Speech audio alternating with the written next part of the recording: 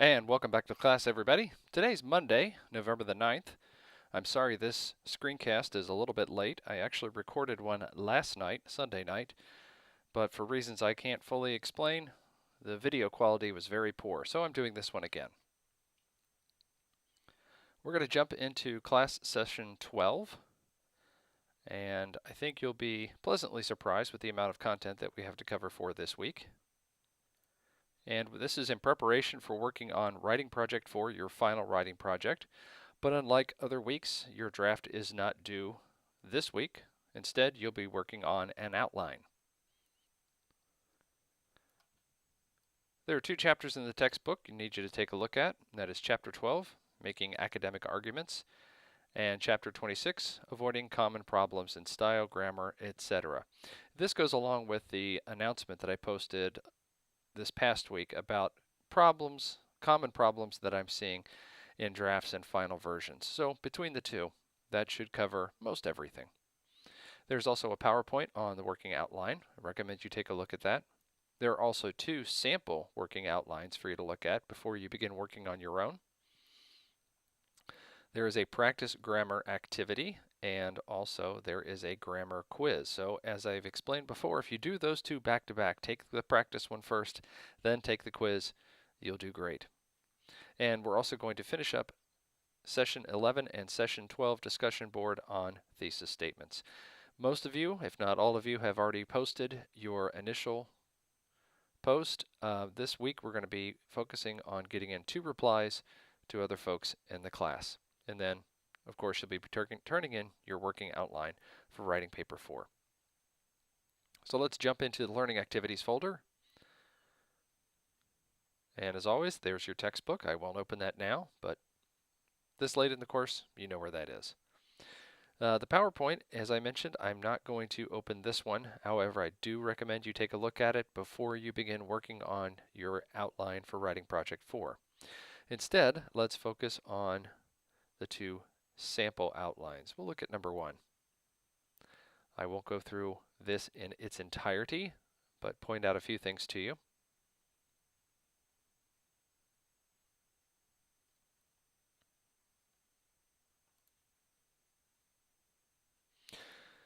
First of all, we have a clever title, Panhandling, Help That Hurts. Be creative with your titles. It should be something that refers to your subject and perhaps even your perspective, but use your creativity. The thesis, of course, we're working on thesis statements, and the discussion board is also listed here. And notice that the writer spent a lot of time on their introductory rationale. Why are they writing about this subject? What is it that they hope to understand or hope to educate other people on? And what is the stance that they are going to take? Now, in writing project 3, as we discussed, you were encouraged not to take a stance, but only to report 2 sides of an issue. But in writing project 4, you absolutely are going to take a stance or advocate for a position, because this is an argument or a persuasive paper.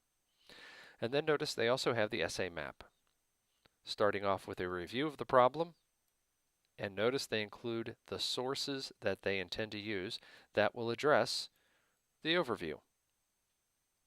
Proposed solutions, again, they've also got their sources listed that they intend to cite. The second part of their paper, issues related to the problem, again with their sources. And then comparative analysis of other options. And this is actually a very important part of an argumentative paper. And we'll get into this a little bit later as we get closer to writing drafts. In the argumentative paper, you're not only going to want to stake out your position, but you're also going to want to describe and discuss the positions held by people who disagree with you, and take care to poke holes in their theories. In other words, saying, here's my position, here's why I think I'm right, here are the people that disagree with me, and why I believe that they are misguided, misinformed, and thereby mine is the only position that should be listened to. And then notice they've got all of their sources listed, much like you would in a works cited page, including, especially, their counter arguments. This is the people that disagree with this particular writer. And notice they also list the counter arguments. These are the arguments that this writer intends to take on. So, as I always say, print this off along with your instructions. Make sure you read through that, refer back to it. Here is the supplemental grammar activity. Again, take that just before you take the quiz. You'll do great.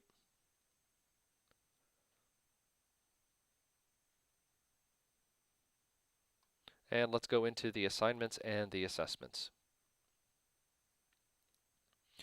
Here's the discussion board for session 11 and session 12. Again, in this week, you are giving feedback to 2 other students in at least 2 posts. Each of them should be 100 words or 200 words in total. And here's a list of ways you can respond to the other writer. Here is the actual grammar exercise, and then the working outline. Let's take a look at this one.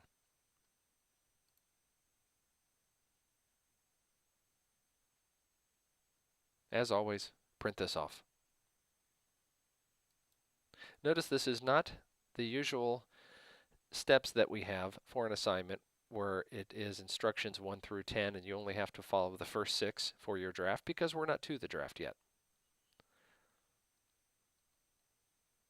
Make sure that you create a working, and I would add creative title. You can change it later, but it should refer to the argument you are making and your position. Identify a working thesis statement, the introductory rationale. This was all shown to you in the example that we just looked at.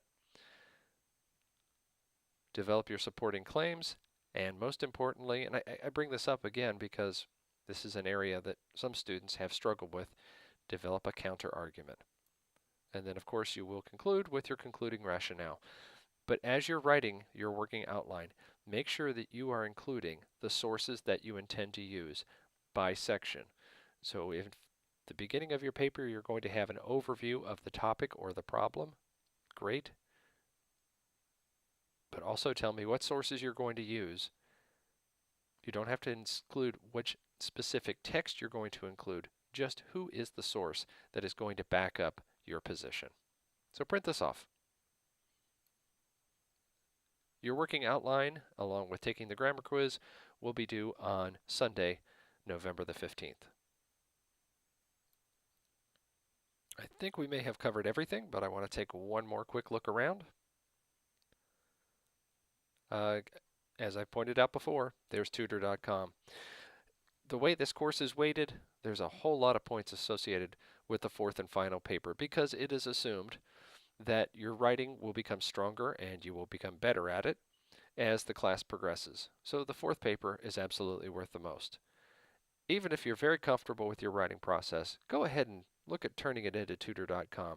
Having an extra set of eyes to proofread it for you, always a great idea, as well as giving it to other people whose opinions you trust. And that should be it for class session 12.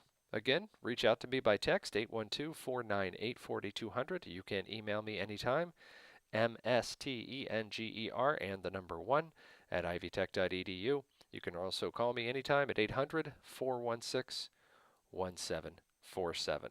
That's it for today. Have a great week, everybody. I'll see you around.